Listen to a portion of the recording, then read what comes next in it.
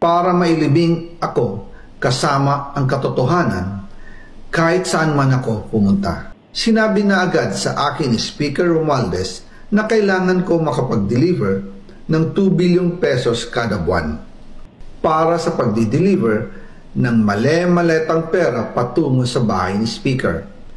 Ang sinabi mismo ni Speaker Martin sa akin na hati sila ni Pangulong Marcos sa perang yon para gamitin bilang bagsakan at imbakan ng pera mula sa mga SOP, koleksyon at deliveries na para sa Pangulo. Huwag mo akong pigilan sa mga insertions ko. Huwag ka nang makialam sa budget. Ang gusto niya ng 50 billion pesos na insertion. Ngunit ang sagot ng Pangulo, humingi ka ng bago or dagdag na insertions.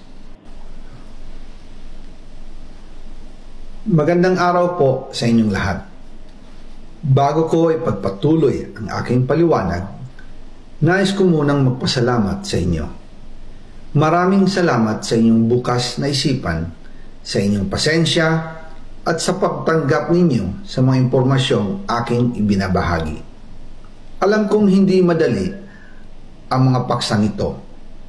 Mabibigat at mahirap tanggapin. Hindi po ako makauwi dahil malaki ang banta sa buhay ko. Ngayon naman ay meron kaming natanggap na balita. Papalabasin ng administrasyon na ako ay isang terorista sa loob at labas ng Pilipinas. Para mailibing ako kasama ang katotohanan kahit saan man ako pumunta.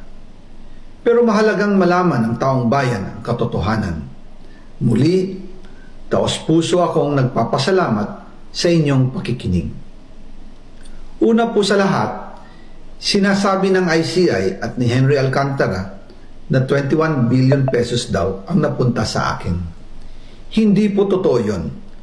Wala akong natanggap na ganyang halaga.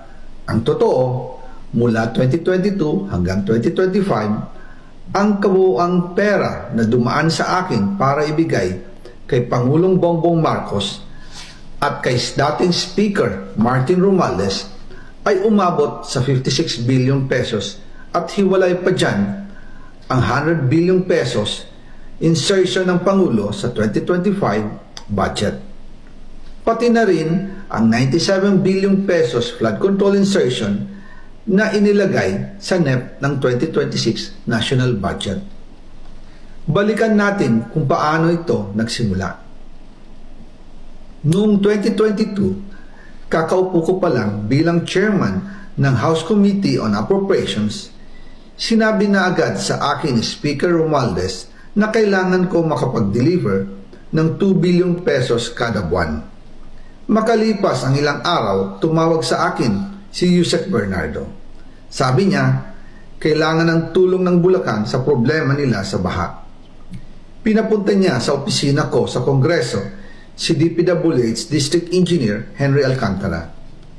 Sa naging meeting namin ni Alcantara, siya mismo ang nag-offer kung paano ang hatian sa mga proyekto ng DPWH. 22% para kay Speaker Romualdez, 2% para kay Yusek Bernardo at 1% para sa kanya. Doon po nagsimula ang tinatawag nilang deliveries. Ang sistema po ay ganito. Ang mga tao ni Henry Alcantara ay nakikipag-ugnayan sa mga tao ko na sina Paul Estrada at Mark Tiksay. Sila ang tumatanggap na pera mula sa mga tao ni Alcantara. Minsan sa bahay ko sa Valle Verde, minsan naman sa BGC parking. Pagkatapos nilang makuha ang pera, sila Mark at Paul naman ang nag-aayos o nakikipag-coordinate sa tauhan ni Speaker Martin Romualdez na si Jocelyn Sereno para sa pagdi-deliver ng male-maletang pera patungo sa bahay ni Speaker.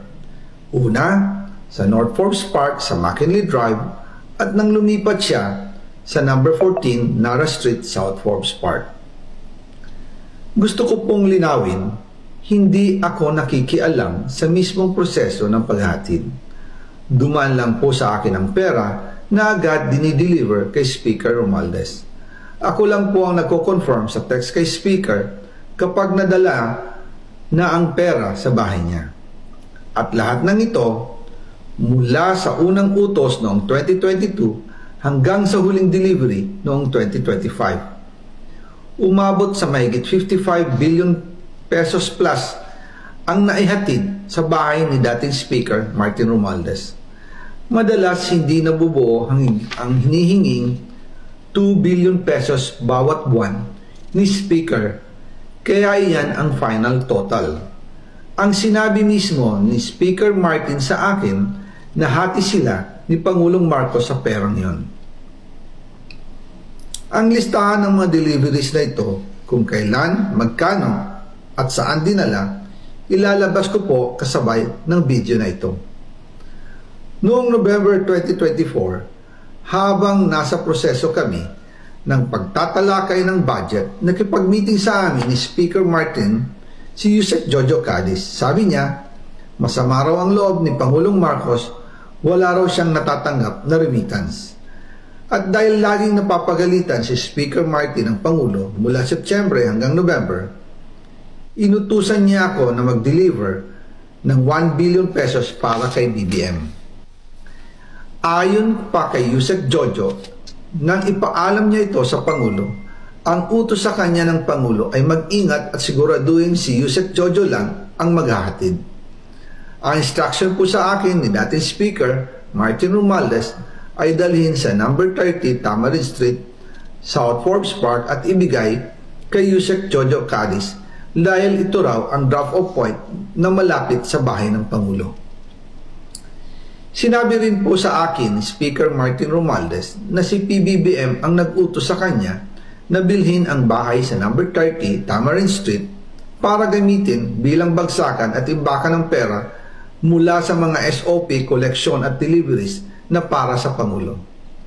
Noong December 2, 2024, personal kong i-deliver ang 200 million kay Yusek Jojo Cadiz sa number 30 Tamarind Street, South Forbes Park. Ayon sa kanya, dadalhin daw niya ito sa bahay ng Pangulo sa number 41 Nara Street, South Forbes Park.